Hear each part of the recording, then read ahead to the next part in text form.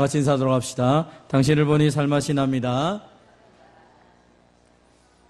오늘 본문의 말씀을 가지고 감사와 자랑거리가 됩시다 라는 제목으로 함께 말씀을 나누도록 하겠습니다. 한번 따라해 봅시다. 감사와 자랑거리가 됩시다. 우리는 어떤 부문을, 어떤 사람을 보거나 어떤 또 공동체를 보면서 참 저 공동체가 귀하다, 저 사람이 참 귀하다라고 생각하기가 쉽습니다. 그리고 오늘 본문처럼 데살로니가 교회를 향하여서 바울이 감사하고 자랑했던 것처럼 저와 여러분이 하나님 앞에서 또 사람 앞에서 감사와 자랑거리가 되는 귀한 은혜의 역사가 있기를 바랍니다. 우리가 아는 것처럼 데살로니가 교회는 사도 바울이 제2차 선도 여행 당시에 복음을 전하였고 그 복음을 들음을 통하여 교회가 세워지기 시작했습니다. 그러나 우리가 아는 것처럼 바울이 복음을 전하여서 헬라인들과 귀부인들이 복음을 받아들였지만 금방 찾아왔던 유대인들 때문에 박해를 받아서 이 데살로니가 교회를 속히 떠날 수밖에 없었습니다. 그러다 보니까 데살로니가 교회를 향하여 염려가 되기 시작했습니다. 그럼에도 불구하고 하나님께서 교회를 든든하게 세우셔서 오늘 본문에서 말하는 것처럼 이 교회가 아주 든든하게 세워졌던 것을 바라보게 됩니다. 바울은 이 교회를 바라보면서 하나님 앞에 감사하고 자랑하였는데 그 첫 번째 제목이 바로 이것입니다. 한번 따라해 봅시다. 믿음이 자라고 사랑이 풍성합니다. 데살로니가 교회 하면 세 가지가 늘 기억에 나는 교회입니다. 그 교회는 믿음의 역사와 사랑의 수고, 소망의 인내가 있는 교회. 그래서 바울뿐 아니라 오늘날 많은 성도들도 데살로니가 교회 하면 믿음, 소망, 사랑이 가장 조화롭게 잘 연그러진, 열매가 맺어진 교회가 바로 이 데살로니가 교회다라고 일반적으로 얘기를 합니다. 그런데 이 믿음의 역사, 사랑의 수고, 소망의 인내가 머물러 있는 것이 아니라 오늘 본문에 보면 이 믿음의 역사는 더욱 성장하여서 믿음이 자라가고 있었다라고 말하고 있습니다. 믿음이라는 것 자체가 머물러 있는 것이 아니라 성장한다는 것입니다. 뿐만 아니라 사랑도 그냥 가만히 있는 것이 아니라 사랑이 서로 주고받음을 통하여 그 사랑이 풍성하게 맺어졌다라고 말합니다. 이것은 모든 사람들이 그것을 보고 경험하게 된 것이죠. 그래서 이 감사의 제목이 믿음이 자라고 사랑이 풍성해졌다라고 이야기를 합니다. 오늘날 우리는 교회에 대한 어떤 공동체에 대한 감사의 제목이 있다라고 말하면 숫자가 많이 늘었다, 혹은 또 거기에 물질이 많아졌다, 이런 것을 가지고 일반적으로 이야기를 합니다. 또 교회의 성장에 대한 이야기를 하다 보면 그 교회가 요즘 잘 된다면서 사람들이 많아, 그 교회는 사람이 없어도 돈이 많아, 이런 식으로 하면서 교회의 평가를 돈이나 숫자로 평가하는 경우가 참 많습니다. 근데 오늘 본문에서 이 데살로니가 교회를 향하여 말할 때 숫자가 많아서 참 좋았다, 날마다 숫자가 늘어나더라, 그 교회는 돈이 날마다 많더라, 그렇게 말한 것이 아니라 이 교회는 내적으로 하나님께 주신 그 성령의 열매가 풍성하게 맺어진 교회고 그것을 모든 사람들이 알 만큼 믿음이 계속적으로 자라고 사랑이 풍성했다는 것입니다. 믿음이 성장했다는 것, 자란다는 것은 무엇입니까? 그것은 하나님을 향한 믿음의 고백뿐 아니라 역동적으로 하나님을 향하여 사역한다는 것입니다. 그래서 하나님과의 관계가 날마다 새로워지는 것을 보게 됩니다. 우리는 믿음이 성장했다, 성경에 보면 믿음이 있다, 없다, 믿음이 크다, 작다, 이런 얘기를 자주 합니다. 믿음은 가만히 정체되어 있는 것이 아니라 계속적으로 움직여져야 되는 것이죠. 여러분들이 2018년도를 시작하면서 하나님과의 그 믿음의 관계, 하나님과의 그 관계가 얼마나 지금 시간이 지나면서 깊어졌는지를 생각해 보아야 될 것입니다. 내가 하나님 말씀이라면 더 적극적으로 믿고 거기를 신뢰하면서 하나님께 맡기는 삶을 살아가고 있는지, 아니면 여전히 하나님과 나와의 관계는 그냥 서먹서먹한 관계인지, 하나님 앞에서 믿음이 성장해야 좋은 신앙인이 되고, 교회도 마찬가지고 구역원도 마찬가지고 우리의 믿음이 풍성하게 성장하는 것이 비로소 우리로 하여금 힘있게 사역을 하게 하는 것입니다. 뿐만 아니라 사랑이 풍성하다라는 것은 무엇입니까? 그것은 한 사람 한 사람을 귀하게 여기고 그 사람에 대한 가치를 가지고 대화하며 교제한다는 것을 의미합니다. 여러분, 믿음이 좋다고 말하면서도 사람들하고 관계가 별로 안 좋은 사람들이 있습니다. 그것은 온전한 신앙의 모습이 아니라고 성경은 말을 합니다. 그래서 하나님과 좋은 관계를 가지고 있는 사람은 다른 사람에게 사랑을 나타내야 되는데, 좀 더 구체적으로 설명하자면 여러분이 교회에 들어왔을 때 여러분 눈에 한 사람 한 사람, 얼마나 많은 사람이 여러분의 눈에 관심이 있고 또 여러분의 말 때문에 위로를 받고 여러분을 바라볼 때마다 얼마나 많은 사람들이 희색을 띠고 웃고 기뻐하고 즐거워하는지를 보면 알 수 있는 것이죠. 내가 딱 들어왔는데 막 시끌시끌하던 분위기가 조용해지고 모든 사람이 얼굴이 굳어졌다면 사랑이 식어진 것이죠. 그러나 마음이 낙심한 사람들이 내가 들어갔을 때 보면서 기뻐하고 즐거워하고, 우리 장로님, 우리 집사님, 권사님 때문에 내가 힘이 나요, 이렇게 말한다면 그게 진짜 교회의 모습이죠. 오늘 본문에 보면 이 데살로니가 교회는 하나님과의 올바른 믿음이 날마다 성장하여서 하나님께 맡기며 믿음으로 살아갈 뿐더러 성도와의 교제가 날마다 깊어져서 한 사람 한 사람이 그 공동체 안에서 아주 귀하게 여김을 받았다라고 말합니다. 저는 저와 여러분의 믿음이 시간이 가면 갈수록 더 성장하고 사랑이 풍성하기를 주님의 이름으로 축원드립니다. 두 번째로 한번 따라해 봅시다. 고난에도 불구하고 소망 중에 인내합니다. 오늘 본문에서 이 믿음의 역사, 사랑의 수고뿐 아니라 소망의 인내 역시 이 교회가 풍성하다라고 얘기합니다. 이 소망의 인내는 어떻게 나타나고 있습니까? 오늘 본문에 보니까 고난, 너희가 견디고 있는 모든 박해와 환난 중에서 너희 인내와 믿음으로 말미암아 그 소망이, 그 인내가 살아 역사한다라고 말을 합니다. 견디고 있는 모든 박해, 그러니까 환난 중에서 많은 사람들이 잘 넘어지고 쓰러집니다. 어떤 분들은 얘기합니다. 나는 예수님을 믿는데 환난이 많아요, 박해가 많고 힘이 들어요 라고 고백하는 분들이 있습니다. 특별히 여러분, 우리가 이 데살로니가 전서 후서를 생각해 보면 이 데살로니가 교회는 신앙이 오래되거나 믿음이 좋은 그런 공동체가 아니었습니다. 바울이 복음을 전해서 핍박 때문에 얼마 동안 복음을 전하지 못한 교회입니다. 다시 말하면 그 몇 시간, 얼마 안 되는 그 바울을 통하여 들었던 복음이 사실은 그 교회의 전부가 되는 것이죠. 우리로 말하면 초신자 같은 교회가 바로 이 데살로니가 교회였다는 것입니다. 그럼에도 불구하고 초신자였던 이 데살로니가 교회가 믿음이 있고 인내가 있고 소망이 있었다는 것 자체가 귀하다는 것입니다. 그것은 처음 들었던 복음에 대한 확신을 놓치지 않는 것입니다. 우리는 많은 시간을 들여서 복음을 들어야 복음이 살아 움직인다고 생각하지만 사실은 제대로 복음에 대해서 명확하게 깨닫기만 하면 거기에 따라서 온전한 삶을 살아갈 수 있는 것입니다. 예수님은, 내가 믿는 예수님이 누구신지, 그리고 내가 나를 사랑하시는 하나님이 누구신지, 그리고 나는 어떤 존재인지를 명확하게 안다면 어떤 문제가 와도 우리는 쉽게 포기하지 아니하고 이겨나갈 수 있을 것입니다.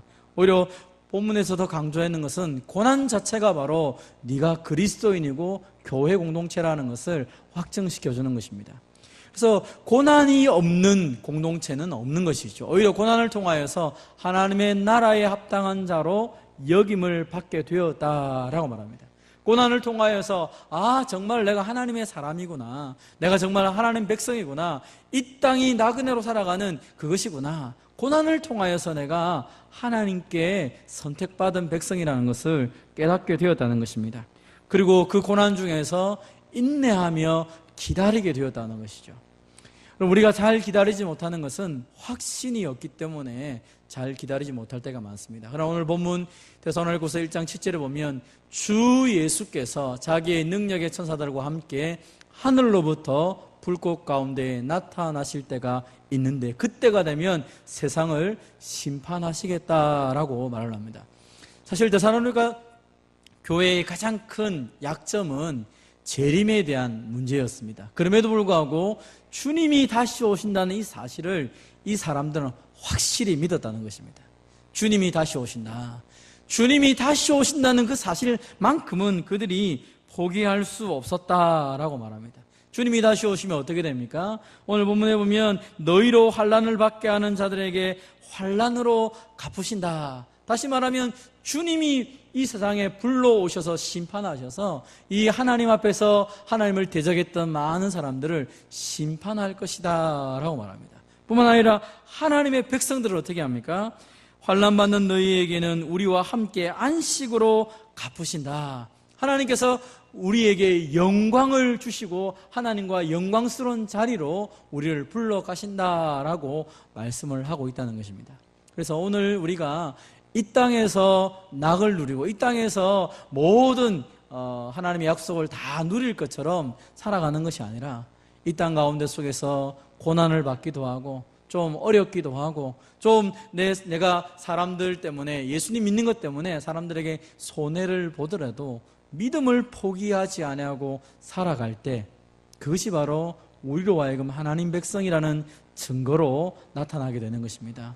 오늘 주님이 다시 오신다는 이 사실을 저와 여러분이 날마다 더 기억하고 저 영원한 천국을 소망하며 고난 중에도 인내할 수 있는 저와 여러분 되시기를 바랍니다. 그러니까 고난 중에도 인내하고 그리고 성도들이 더 사랑하고 하나님에 대한 적극적인 믿음을 가지고 있으니까 이 교회는 생긴 지 얼마 되지 않았지만 굉장히 힘 있는 교회로 그 지역 가운데 나타나는 것이죠. 그래서 그 데살로니가 교회 자체가 유대인들이 중심으로 된 교회가 아니라 헬라인들, 그 이방인들이 중심된 교회였지만 여전히 힘을 가지고 복음을 나타내게 된 것입니다. 그러면 사도 바울 입장에서 야, 참 내가 열심히 사역을 잘했구나 그렇게 생각할 수 있는 것이죠. 그런데 오늘 본문에 보면 사도 바울이 내가 사역을 참 잘해서 데살로니가 교회가 참 잘 되었구나라고 말하고 있지 않다는 것입니다. 한번 따라해 봅시다. 교회를 보며 하나님께 감사합니다. 오늘 본문에 보면 이렇게 말합니다. 형제들아, 우리가 너희를 위하여 항상 하나님께 감사할지니. 데살로니가 교회를 생각할 때마다 믿음의 역사, 사랑의 수고, 소망의 인내가 세월이 가면 갈수록 더 힘있게 나타나서 어떤 고난, 어떤 어려움이 와도 든든하게 서 있는 것을 바라볼 때 참 내가 잘했지, 그때 그 순간 잘 견뎠지, 이렇게 말하면서 자기 위안을 받거나 혹은 사람들에게 자, 이 데살로니가 교회는 내가 열심히 해서 세운 교회예요. 자, 여러분 이제 내가 이렇게 수고했으니까 나를 좀 인정해 주세요. 이렇게 말하지 않았다는 것입니다. 그렇게 말해도 아무도 거기에 대해서 재론을 걸을 수 없었습니다. 그럼에도 불구하고 바울은 하나님이 이 교회를 세우셨고 데살로니가 교회를 하나님이 붙잡아 주셨고 성도들에게 사랑할 수 있는 마음, 성도들에게 하나님을 향한 그 믿음, 모든 환난 속에서도 소망의 인내를 가지고 견딜 수 있도록 하셨구나 하면서 하나님께 영광을 돌리고 감사를 하고 있다는 것입니다. 한번 따라해 봅시다. 교회의 주인을 하나님으로 인정합시다. 교회는 하나님이 주인이시죠. 제가 요즘에는 그런 사람이 좀 별로 없긴 없는데 한동안 제가 그런 이야기를 좀 들은 적이 있습니다. 목사님, 제가 목사라고 소개하면 목사님 참 좋겠어요. 왜 그러십니까? 그 교회 보니까 성도들이 많고 헌금을 많이 하니까 목사님 부자시죠. 그 헌금 다 목사님이 하는 거 아니에요. 막 저보고 이렇게 얘기하시더라고요. 그래서 제가 그런 거 아니라고. 아니, 목사님 별로 하는 것도 없고 맨날 보니까 주일날, 일요일날 교회에서 설교 한번 딱 하는 거 보니까 이거 목사가 제일 편한 것 같더라. 그거 얼마나 편한지 모르겠어. 나도 목사 될까? 뭐 이렇게 저한테 이야기하신 분이 계셨어요. 근데 이제 가까이 오셔가지고 보면서 하는 말이 가까이서 보니까 목사님 그런 게 아니네요. 심지어 저희 어머니께서도 전에 한번 이야기했던 게 야, 목사가 그리 힘든 줄 내가 처음 알았다. 나는 목사가 맨날 노는 줄 알았어. 이렇게 저한테 그렇게 얘기하시더라고요. 사람들이 멀리서 볼 때는 저 교회는 저 교회의 주인은 목사야. 저 교회의 주인은 장로야. 저 교회의 주인은 권사야. 저 교회의 주인은 집사야. 저 사람이 다 하고 있어. 이렇게 이야기하고 있지만 사실은 그렇지 않다는 것입니다. 교회의 주인은 하나님이시죠. 그래서 교회의 여러 가지 많은 것들을 바라보면서 우리가 해야 될 가장 궁극적인 내용이 무엇입니까? 하나님이 하셨습니다. 하나님이 이끌어 가십니다. 하나님이 역사하십니다. 하나님이 은혜 주셔야 됩니다. 라고 우리가 붙잡고 나갈 때 교회가 든든히 서가는 것이죠. 그럼 구역도 마찬가지 아닙니까? 저 구역장이 잘해가지고 우리 구역이 잘 돼서, 물론 구역장을 위로하고 격려할 때 그 말하는 건 좋다고 생각합니다. 그러나 구역장이 생각할 때, 그렇지, 내가 이만큼 열심히 했으니까 우리 구역이 이래 되었지 라고 생각하는 순간 넘어지기 쉽죠. 왜 넘어집니까? 잘 되면 내 탓, 잘못되면 남 탓하면 안 되는데 남 탓하게 되고요. 누가 말을 안 들어가지고 내가 구역장 하는 게 너무 힘들고 교사하는 게 너무 힘들어서 목사님 내년엔 절대로 안 할 겁니다, 왜 이렇게 말하는 사람들도 계시죠. 하나님이 나를 세우셨고 하나님이 우리를 통하여 일한다는 것을 기억할 때 우리는 감사하며 살아가는 것입니다. 바울이 충분히 내가 세웠던 교회, 자, 이 교회를 봐라 라고 말할 수 있지만 바울의 자랑은 교회가 아니었습니다. 내가 한 일이 아니었습니다. 바울의 자랑은 예수 그리스도와 십자가였습니다. 나는 주님의 은혜가 아니면 아무것도 아니었다. 예수님의 십자가 앞에서 내가 정말 하나님의 일꾼이 되었어. 오히려 그가 자랑했던 것이 그의 약함이었습니다. 나는 병도 많고, 나는 이렇게 살인자였고, 나는 교회를 핍박하는 자였는데 하나님이 나를 귀하게 사용하셔서 지금도 일하고 계시지. 그럼 우리의 자랑, 우리가 낙심하지 아니하고 실망하지 않는 가장 중요한 방법이 뭡니까? 그것은 우리의 자랑이 예수님과 십자가와 나의 연약함을 자랑하기 시작할 때 넘어지지 않는 것입니다. 그러나 내가 한 일, 내가 좀 대단하다고 생각하는 그 순간 바로 넘어지는 것입니다. 교회는 내 소유, 내 노력의 결과가 아닙니다. 교회는 하나님이 하시는 것이고 하나님께서 역사하시기에 우리는 교회를 바라보며 하나님께 영광을 돌리고 감사하는 것입니다. 여러분의 구역, 여러분의 또 반, 여러분의 또 소회, 우리 교회의 모든 가정들까지도 다 바라보면서 하나님이 주인이시라는 것을 꼭 기억하며 하나님 앞에서 감사하며 우리의 교회가, 우리의 소회가, 또 우리의 또 구역이 감사의 제목이 되기를 주님의 이름으로 축원드립니다. 자, 우리 같이 한번 말씀을 생각하면서 잠깐 한번 기도하기를 원합니다. 하나님, 내 믿음이 좀 자라가기를 원합니다. 혹시 여러분 가운데 믿음이 떨어졌다라고 생각하는 분들이 계시면 자신의 믿음을 놓고 한번 기도해 주십시오. 믿음이 떨어졌다, 믿음이 자랐다의 핵심은 뭐냐면 내가 말씀이 더 많이 들려지고 믿어지고 하나님께 많이 맡기는 사람이 믿음이 자라는 것입니다. 사랑이 풍성해졌는지, 내가 다른 사람과의 관계가 더 넓어지고 있는지, 아니면 자꾸 담을 쌓아가고 있는지 여러분 돌아보면서 내가 하나님 믿음도 성장하게 하시고 사랑이 넓어져서 다른 사람과 담이 세워지는 관계가 아니라 허물어지고 누구든지 포용할 수 있는 사람이 되게 해달라고 우리 말씀을 생각하면서 같이 한번 기도하도록 합시다. 기도하겠습니다.